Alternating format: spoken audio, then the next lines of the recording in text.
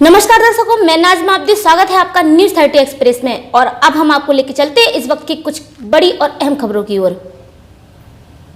Corona की दूसरी लहर ने यूपी सहित देश के कई प्रदेशों में कहर बरपा रखा है। जहां एक ओर कोरोना की दूसरी लहर में तेजी से कोरोना संक्रमित मरीजों की संख्या में रिकॉर्ड तोड़ बढ़ोतरी प्रतिदिन हो रही है, वहीं दूसरी तरफ कोरोना से तेजी से हो रही मौतें समस्या को और भी विकराल कर रही हैं, जिसको देखते हुए पीएम मोदी लगातार राज्यों के मुख्यमंत्रियों के साथ केंद्रीय मंत्रियों से देश में कोरोना के कहर की स्थिति जांच रहे हैं, साथ ही कड़े और आवश्यक कदम उठाने के निर्देश भी दे रहे हैं। यूपी का भी हाल कोरोना से बेहाल कर दिया है।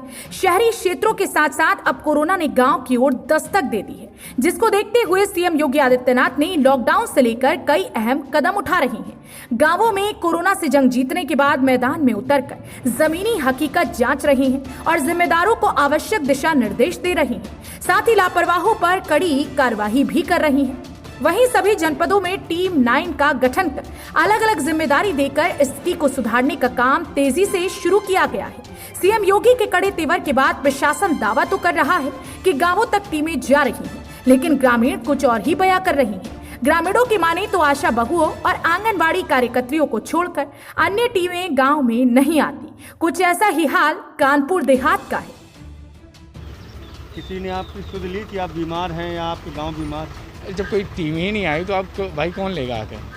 जब कोई डॉक्टर से ही नहीं आया तो क्या पूछेगा कोई आकर?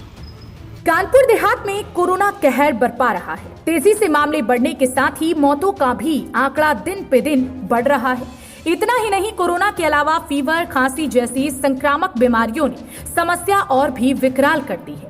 तेजी से ग्रामीण इलाकों में इन बीमारियों का फैलाव भी हो रहा है और अधिक संख्या में मौतें भी हो रही हैं। लेकिन जिम्मेदार अपनी जिम्मेदारी निभाने के बजाय केवल दावे ही कर रही हैं। ना तो उन्हें सीएम योगी के आदेश की परवाह है और ना ही उनके द्वारा की जा रही कार्यवाही का खौफ दिख रहा है।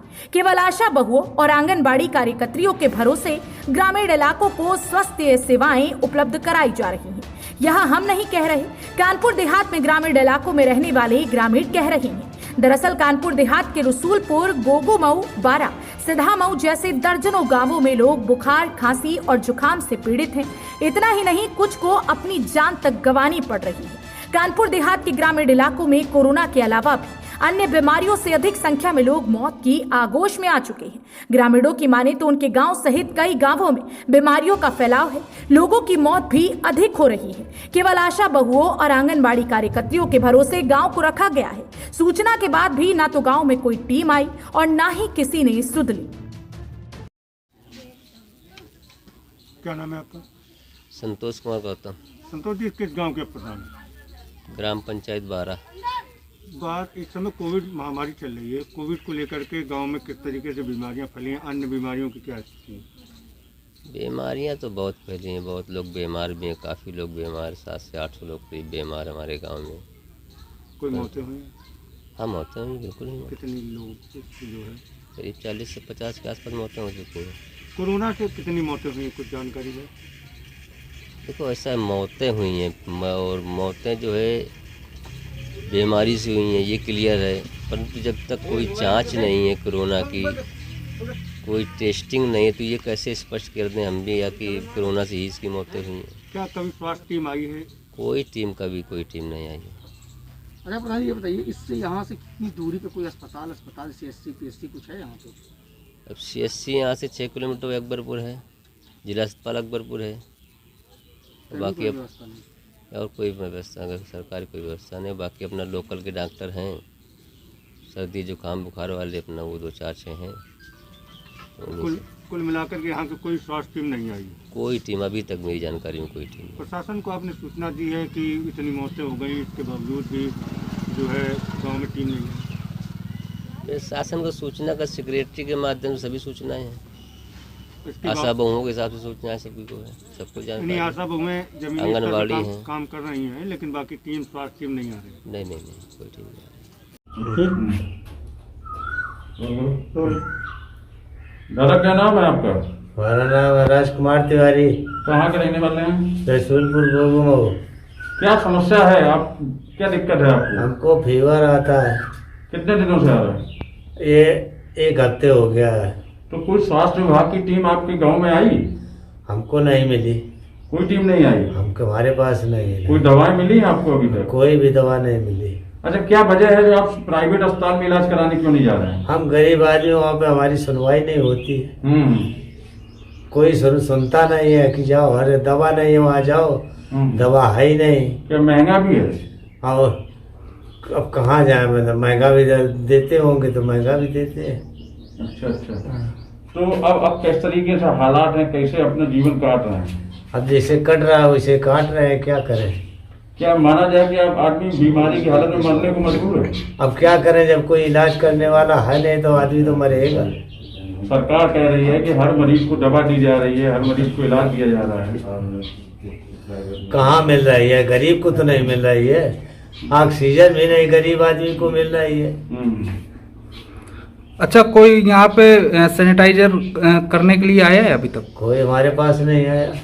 गांव में कोई सैनिटाइजर हुआ है? हमारे पास कोई नहीं आया ना। हम गाँव को बता कोई जांच हुई आपकी अभी तक? अभी हमारी कोई जांच नहीं। ठीक। वहीं गांव के नवनिर्वाचित ग्राम प्रधान की माने तो गांव में अधिक संख्या में लोगों की मौत हुई है और भारी संख्या में लोग बीमार भी पड़े हैं।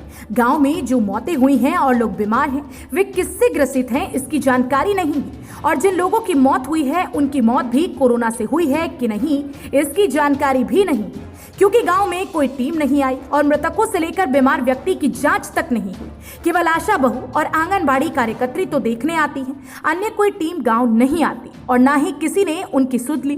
केवल दावे ही किए जा रहे हैं, जमीन पर कुछ भी नहीं है। सीएम योगी के आदेश के बाद भी जिम्मेदार अपनी जिम्मेदारियों को निभाने के लिए खाना पूर्ति कर रहे हैं। प्रधान जी, क्या नाम है आपका और किस क्षेत्र से हैं? मेरा नाम अरविंद है सर, ग्राम प्रधान सीधामऊ। आपके गांव की कुल आबादी कितनी है? लमसम सर 5,000 के ऊपर है। कोरोना में गांव में कितने लोग मरीज हैं? सर कम से कम बुखार आ रहा, कम से कम 50%। कोरोना से गांव में कितने लोगों की अभी तक मौत हो चुकी है? सर बुखार से मौत हुई है लेकिन 2-3 लोगों की। क्या उन्हें कोरोना था? कैसे पता चले? जो कोई टीम नहीं आई, जांच नहीं हुई तो कैसे पता चलेगा? गांव में कोरोना के लिए किसी प्रकार से स्वास्थ्य महकमे से कोई आया? कोई नहीं आया सर, अभी तक किसी भी प्रकार की जांच वगैरह कुछ नहीं हुई। गांव में लोकल डिस्पेंसरी कितनी है डॉक्टरों की? 4 हैं सर, लेकिन वो घर से दवा लिख देते हैं, लेकिन कोई उनका बैठने का कोई ठिकाना नहीं है। वहीं जिले के आला अधिकारियों की माने तो कोरोना के बढ़ते मामलों को देखते हुए कई टीम काम कर रही है। बाहर से आने वाले लोगों की जांच की जा रही है। रेलवे स्टेशनों से लेकर बस स्टॉप में टीमों के माध्यम से लोगों की जांच की जा रही है। साथ ही आरआरटी जनपद का भ्रमण निरंतर कर रही है। आरआरटी टीम की उपयोगिता को देखते हुए इन टीमों की संख्या 39 से बढ़ाकर 60 किए जाने की बात कही गई है। वहीं गांव में टीम के न जाने की ग्रामीणों की बात को नकारते हुए कहा कि हर गांव की निगरानी समिति सक्रिय है और हर गांव में टीम जा रही है। कोरोना संक्रमण की वजह से इसमें रोकथाम के लिए विभाग की तरफ से क्या किया गया? देखिए, रोकथाम के लिए सबसे ज़रूरी है ट्रैकिंग करना और आइसोलेशन करना संदिग्ध लोगों का। उसके लिए बाहर से जनपद में जो भी लोग आ रहे हैं, प्रमुख बस अड्डों पे और प्रमुख रेलवे स्टेशनों पे मेडिकल विभाग की टीम लगाई गई है जो आने वालों की स्क्रीनिंग करती है और स्क्रीनिंग में यदि कोई संदिग्ध पाया जाता है व्यक्ति तो उसका हम सैंपलिंग कराते हैं और उसको क्वारंटाइन कर देते हैं। इसके अतिरिक्त निगरानी समितियां हमारी बनी हुई हैं जनपद में और निगरानी समितियां पूरे जनपद में अपने अपने क्षेत्रों में भ्रमण करती हैं। जो प्रवासी आए हैं या उसके अतिरिक्त यदि किसी घरों में किसी के पास कोई संदिग्ध लक्षण वाला व्यक्ति है तो उसकी ट्रैकिंग करके उसकी सूचना देते हैं और उसकी हम लोग सैंपलिंग कराते हैं। कितनी निगरानी समिति गठित की? 618 ग्राम पंचायतें हैं, सभी में गठित हैं और हमारी 170 वार्ड हैं नगर पंचायत की, उन सभी में निगरानी समिति गठित है। टीकाकरण की अगर बात करें तो कितने प्रतिशत टीकाकरण जनपद में हो चुका है? टीकाकरण के लिए देखिए, अभी तक तो फोकस 45 वर्ष से ऊपर के लोगों के लिए था और उनको हम लगातार कराए जा रहे थे।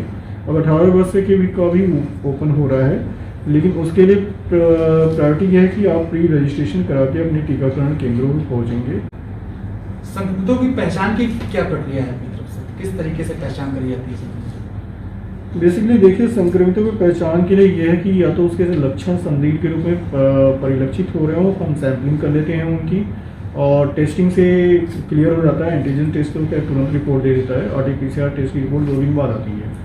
इसके अतिरिक्त कई लोग ऐसे भी हैं जो एंटीजन टेस्ट के बाद भी सिम्टम्स उनके होते हैं लेकिन टेस्ट उनके नेगेटिव आते हैं, तो उनके लिए भी हम अलग से ट्रायल्स एरिया बना रखा है। जो प्रिजम्पटिव पेशेंट्स हैं उनको हम अलग रखते हैं और जो ऑलरेडी लक्षण दे के आ रहे हैं उनके लिए अलग फैसिलिटी में उनको रखते हैं। इस जनपद में कुछ गांव ऐसे भी हैं जहां पर अभी तक स्वास्थ्य महकमे की कोई भी टीम पहुंची नहीं है और किसी प्रकार का कोई निरीक्षण नहीं हुआ है, वहां के लिए किस तरीके की योजनाएं हैं, या क्यों नहीं पहुंच रही? ऐसा नहीं है कि स्वास्थ्य टीम कहीं पहुंची नहीं है।